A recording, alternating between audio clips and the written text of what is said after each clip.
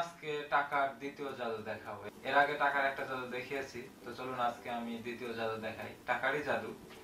তো এটা একটা ফ্রেশ টাকা, একদম ফ্রেশ টাকা। এটাকে আমি এক সাইড শূন্যে ভাসবে, তো এটা দেখাবো তো আজকে।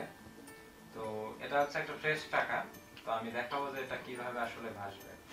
তো এই জন্য কি করব, আমি দুইটার যে কোনো এক সাইডে ভাঁজ করে নিব।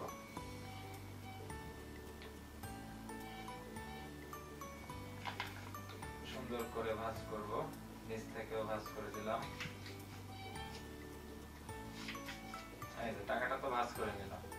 এবার এই টাকাটা ভাসবে, এটা যে কোনো এক সাইডে। আচ্ছা, আমি এই সাইডে ভাসাবো। এই যে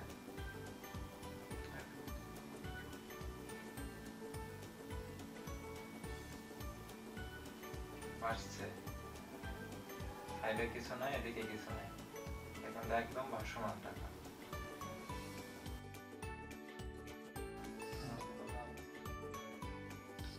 তো দেখালাম কিভাবে ভাসলো, কিন্তু সবারই তো আগ্রহ আসলে কিভাবে হলো, এটা সচরাচর যা হয় আর কি। তো চলুন আজকে দেখাবো এটা আসলে কিভাবে আমি করলাম। তো এটার আসলে কোনো সাইডে কিছু ছিল না বলতে তা না, এটার ভেতরে আমি একটু ভারী জিনিস দিয়ে রেখেছিলাম।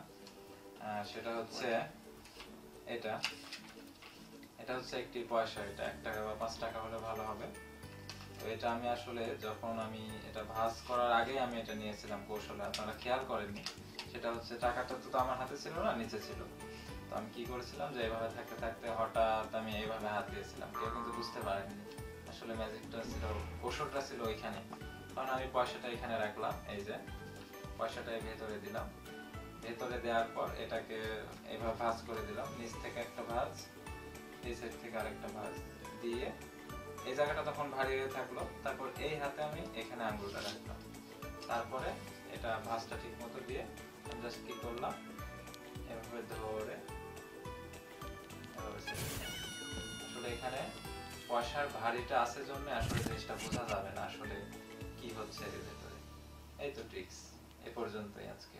সামনে আরেকটা ম্যাজিক আছে, ওটার জন্য অপেক্ষা করুন।